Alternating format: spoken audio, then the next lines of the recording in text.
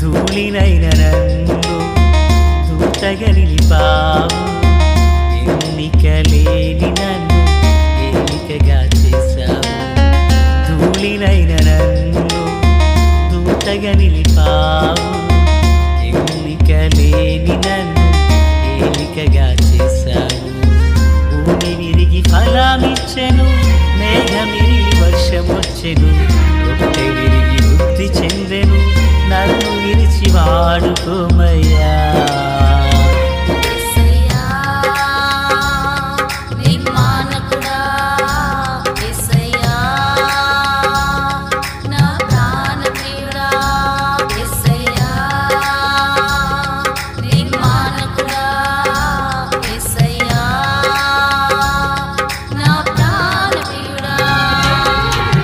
ధూళినైన నన్ను దూతగా నిలిపావు.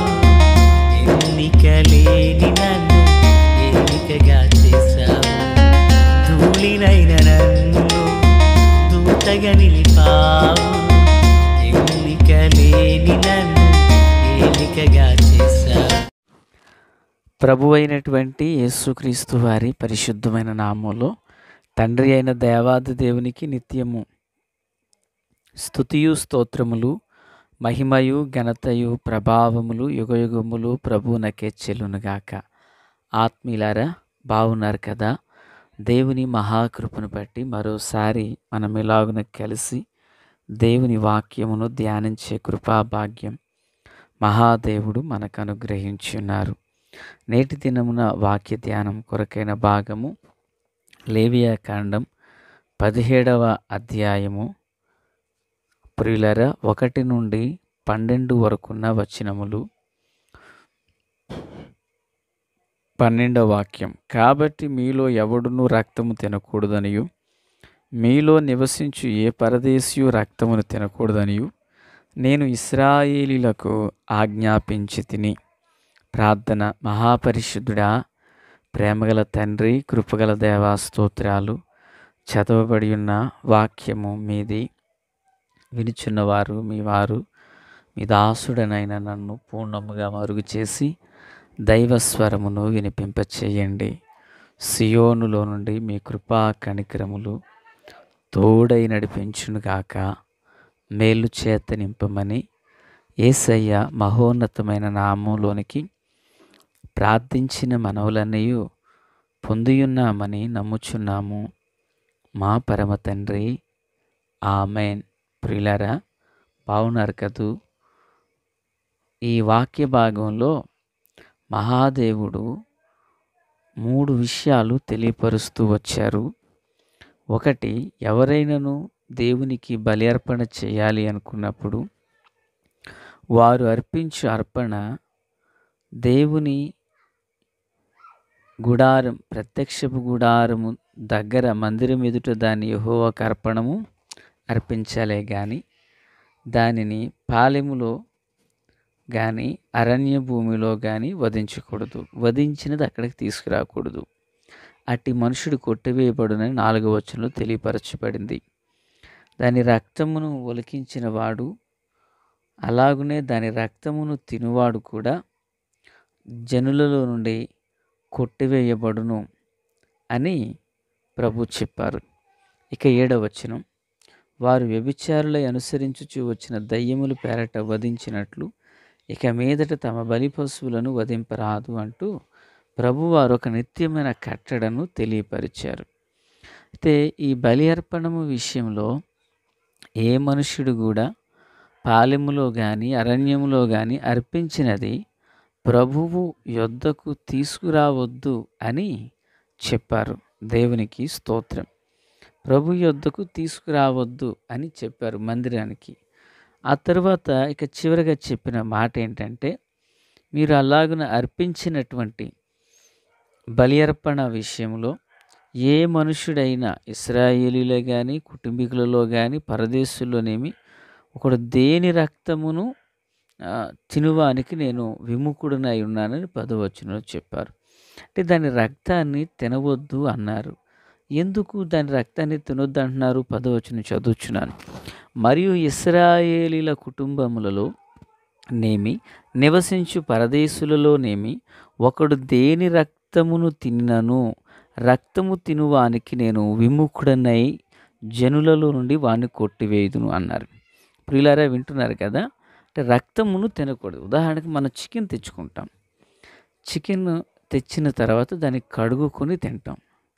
చికెన్ అనేది దానికి రక్తం అనేది ఉంటుంది.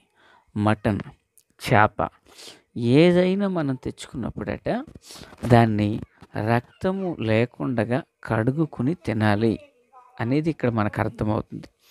ఎందుకు అంటే ఈ రక్తము దానికి ప్రాణము అన్నారు.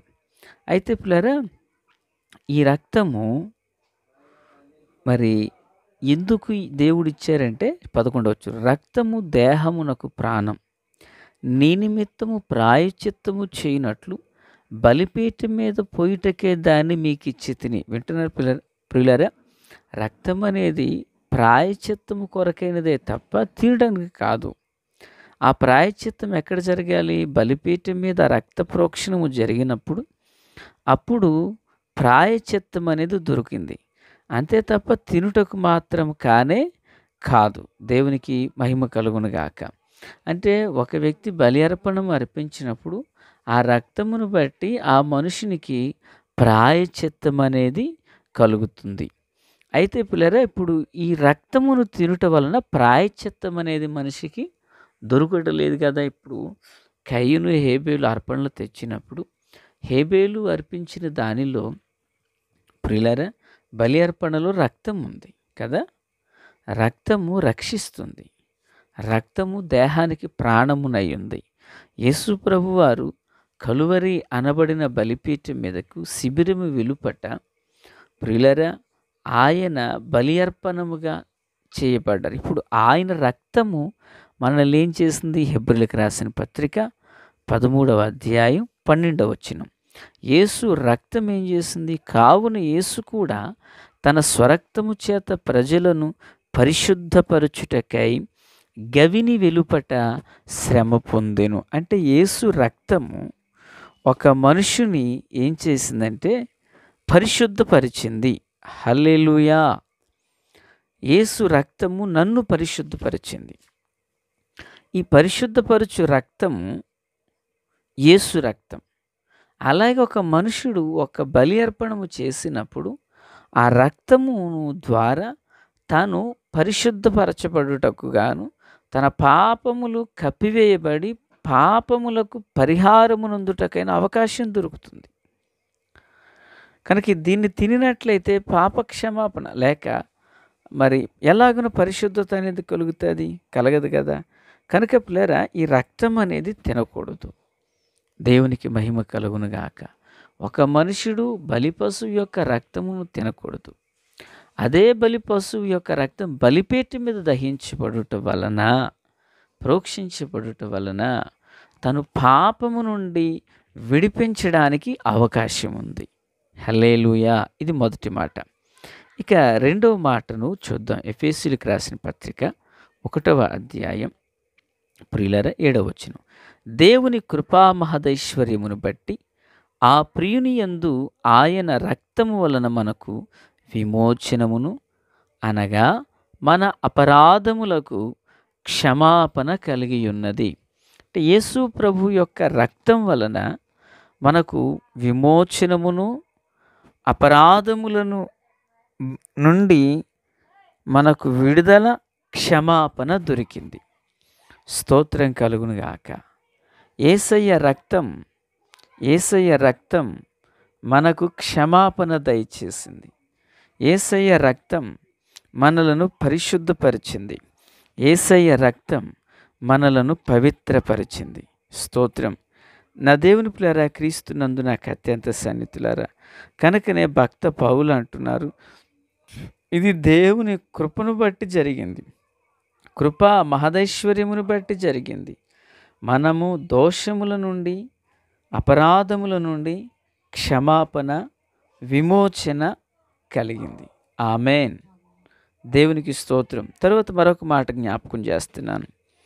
ప్రియులారా, కొలస్సీయులకు రాసిన పత్రిక 1:20. ఆయన శిలువ రక్తము చేత సంధి చేసి ఆయన ద్వారా సమస్తమును, అవి భూలోకమందున్నవైనను పరలోకమందున్నవైనను, వాటినన్నింటినీ ఆయన ద్వారా తనతో సమాధానపరుచుకొనవలెనని తండ్రి అభిష్టమాయెను అంటున్నారు. మూడవదిగా, యేసు రక్తము వలన మనకేం కలిగింది అంటే సంధి చేశారంట. సంధి అనేది ఇద్దరు మనుషుల మధ్య, ఇద్దరు వ్యక్తుల మధ్య, రెండు వ్యవస్థల మధ్య జరిగేదే సంధి అంటారు. రెండు గుంపుల మధ్య జరిగేది. ఇప్పుడు యేసయ్య శిలువ రక్తం ఏ సంధి కుదిర్చింది? మొదటి మనుష్యుడైన ఆదాము దేవుని యొద్ద నుండి దాటి వెళ్ళిపోయాడు. అలాగున దాటి వెళ్ళిపోయినటువంటి మొదటి మనుషుడైన ఆదాము దూరం అవుతూనే వచ్చాడు. అయితే కడపటి ఆదాముగా ప్రభు అయిన యేసు వచ్చి ఈ దూరమైపోయిన ఈ మొదటి మనుషుడిని, తన సంతతిని, కడపటి ఆదాముగా క్రీస్తు వచ్చి వారిద్దరిని సంధి కుదుర్చారు. అంటే యేసు రక్తం ఏం చేసింది? సంధిని, సమాధానాన్ని కుదుర్చింది. శిలువ రక్తము సంధిని, సమాధానాన్ని కుదుర్చింది. దేవునికి మహిమ కలుగునుగాక. పిల్లరా, 3 మాటలు విన్నాం కదా. ఇప్పుడు మనం 4వ మాట గుర్తు చేస్తున్నాను. ఈ రక్తం తినకూడదు, దీన్ని బలిపీఠం మీద ప్రోక్షించాలి. సిలువ అనబడిన బలిపీఠం మీద యేసు రక్తాన్ని ప్రోక్షింపగా మనకు కలిగిన మరొక మాట యోహాను పత్రిక 1వ అధ్యాయం 7వ వచనం. అయితే ఆయన వెలుగులోనున్న ప్రకారము మనమును వెలుగులో నడిచిన ఎడల మనం అన్యోన్య సహవాసం గలవారమైందుము. అప్పుడు ఆయన కుమారుడైన యేసు రక్తము ప్రతి పాపము నుండి మనలను పవిత్రులుగా చేయును. స్తోత్రం. 4వది, పాపముల నుండి విడిపించి పవిత్రులుగా చేస్తుంది. కనుక ఆత్మీయులారా, దేవుని పిల్లలుగా మనం యేసు రక్తములో ఎంత శక్తి ఉన్నదో, యేసు రక్తం ద్వారా ఎంత విమోచనం ఉన్నదో ఎరిగి ఉన్నాం. ఆ రక్షణ ఆత్మ చేత, రక్తము ద్వారా కలిగిన శ్రేష్టమైన ఈవుల చేత ప్రభు మనలను బలపరిచి, స్థిరపరిచి నడిపించునుగాక. ఆమేన్. తండ్రి దేవ స్తోత్రం. వాక్కు చేత మాతో మాట్లాడినందుకు వందనాలు. మీ రక్తము వలన కలిగిన ఈ శ్రేష్టమైన ఈవులను కలిగి కాపాడుకొనొచ్చు సాక్షార్థమైన జీవితాన్ని జీవించే కృపనియండి. యేసు నామమున అడుగుచున్నాము మా పరమ తండ్రి. ఆమేన్. Praise the lord.